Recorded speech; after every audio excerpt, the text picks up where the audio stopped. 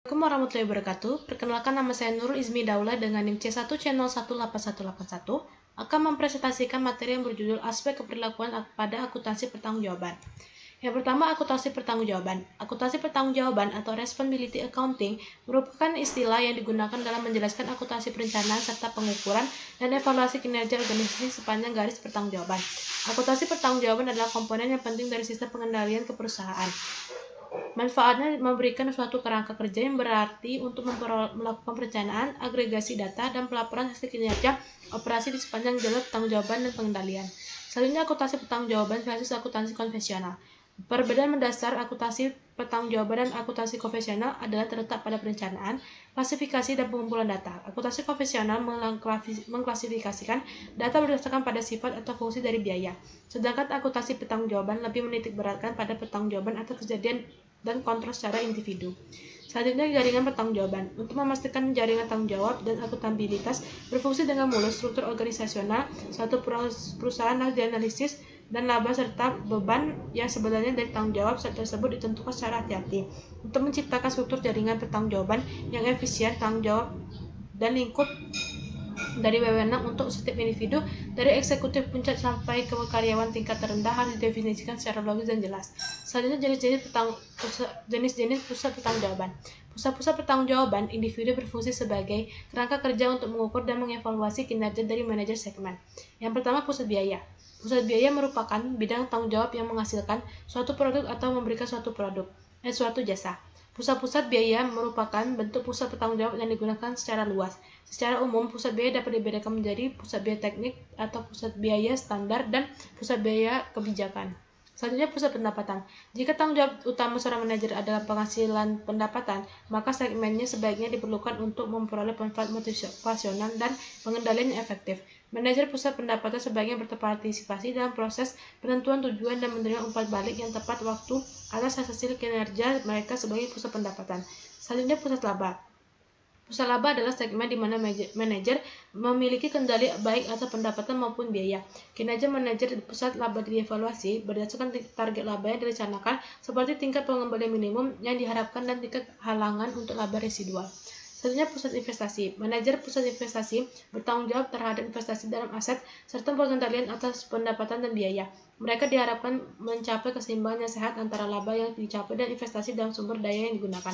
Selanjutnya, korelasi dengan struktur organisasi. Pendekatan-pendekatan digunakan dalam mendesain struktur organisasi dan mendesain suatu organisasi dan dalam membebankan tanggung jawab bervariasi dari suatu perusahaan ke perusahaan bergantung pada pilihan manajemen puncak dan gaya kepemimpinan. Selanjutnya, struktur vertikal. Dalam struktur vertikal, organisasi dibentuk berdasarkan fungsi utama. Tanggung jawab secara keseluruhan untuk fungsi produksi, penjualan, dan keuangan diberikan kepada wakil direktur yang mendelegasikan tanggung jawab mereka ke struktur di bawahnya sesuai dengan hierarki. Selanjutnya, struktur horizontal. Jika maksudnya adalah untuk membebankan tanggung jawab atas laba dan investasi kepada beberapa direktur, maka struktur horizontal untuk pendelegasi tanggung jawab adalah paling sesuai. Struktur tersebut dapat dibagi berdasarkan produk atau area geografis. Selanjutnya, pemilihan struktur.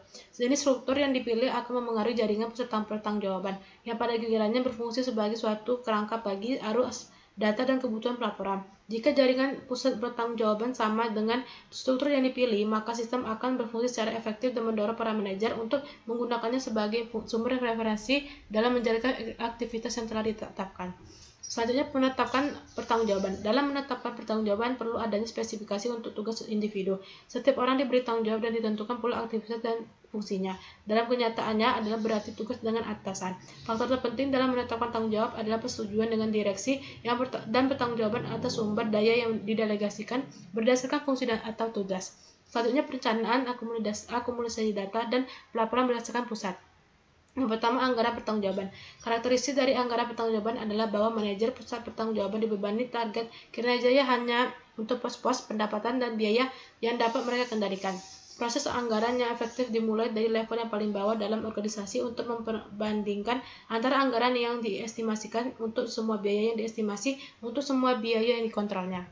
Selanjutnya, akumulasi data. Di sini, tipe akumulasi data yang disediakan manajemen yang sebagian berdimensi operasi. Dahulu, 3 dimensi akumulasi data tersebut tidak dapat digunakan karena secara teknis tidak praktis sebab hanya manual dan semi-manual akumulasi data. Selanjutnya, pelaporan pertanggungjawaban. Hasil akhir dari sistem akuntansi pertanggungjawaban adalah pelaporan pertanggungjawaban secara periodik atau laporan kinerja. Untuk meningkatkan efisiensi, sistem pelaporan pertanggungjawaban seharusnya didasarkan pada apa yang disebut dengan laporan bentuk piramida atau prinsip teleskop. Selanjutnya, asumsi keperilakuan dari akuntansi pertanggungjawaban. Rencana pertanggungjawaban akumulasi data dan sistem pelaporan semuanya berdasarkan pada asumsi operasi dan perilaku manusia termasuk manajemen by exception atau MBE atau manajemen berdasarkan perkecualian, yaitu adanya kecukupan kontrol operasi yang efektif. Manajemen berdasarkan pengecualian mengasumsikan bahwa untuk mengelola dan mengendalikan aktivitas organisasi dengan paling efektif, manajer sebaiknya mengonsentrasikan perhatian mereka pada bidang-bidang di mana hasil aktual penyimpang secara substansial dari tujuan yang dianggarkan atau standar. Hal di atas mengasumsikan bahwa untuk mengatur dan mengendalikan kegiatan organisasi secara efektif, manajer hanya perlu memusatkan perhatiannya pada wilayah di mana hasil nyata berbeda dengan target atau standar anggaran. Selanjutnya, manajemen by objective atau manajemen berdasarkan tujuan. Akuntansi pertanggungjawaban memfasilitasi manajemen berdasarkan tujuan, manajemen berdasarkan pengendalian diri. Hal ini merupakan pendekatan manajemen yang dirancang untuk mengatasi kesalahan atau tanggapan manusiawi yang sering timbul oleh usaha untuk mengendalikan operasi berdasarkan dominasi. MBU memfasilitasi keinginan untuk tidak didominasi dengan memberi manajer dan bawahannya sebuah kesempatan untuk secara bersama-sama merumuskan pencapaian kegiatan bagi pusat bertanggung jawab masing-masing. Selanjutnya, kesesuaian antara jaringan pertanggungjawaban dan struktur organisasi. Akuntansi pertanggungjawaban mengasumsikan pengendalian organisasi ditingkatkan melalui penciptaan sebuah jaringan pusat tanggung jawab yang selaras dengan struktur organisasi. Karena pusat pertanggungjawaban merupakan dasar dari keseluruhan sistem akuntansi pertanggungjawaban, kerangka kerja untuk seharusnya didesain secara hati-hati. Struktur organisasi harus dianalisis terhadap kelemahan dalam pendelegasian dan penyebaran. Selanjutnya, penerimaan tanggung jawab. Unsur yang terpenting dalam keberhasilan penerapan sistem akuntansi pertanggungjawaban adalah bahwa manajer pusat pertanggungjawaban menerima tanggung jawab dan tugas yang diberikan kepadanya dengan layak dan kesediaan mereka melaksanakannya. Oleh karena itu, hal yang paling menentukan dalam sistem akuntansi tanggung jawab adalah penerimaan dari manajer tanggung jawab atas tanggung jawab yang dilimpahkan secara adil serta keinginannya untuk tetap dijaga akuntabilitasnya. Selanjutnya, kapasitas untuk mendorong kerjasama. Akuntansi pertanggungjawaban mampu meningkatkan kerjasama organisasi yang memperlihatkan para manajer bekerja untuk mencapai tujuan bersama. Akuntansi pertanggungjawaban juga menunjukkan tingkat loyalitas mereka, kemampuan mereka dalam membuat keputusan mereka sendiri di dalam rangka tanggung jawab yang didelegasikan kepada mereka. Sekian presentasi saya. Terima kasih. Wassalamualaikum warahmatullahi wabarakatuh.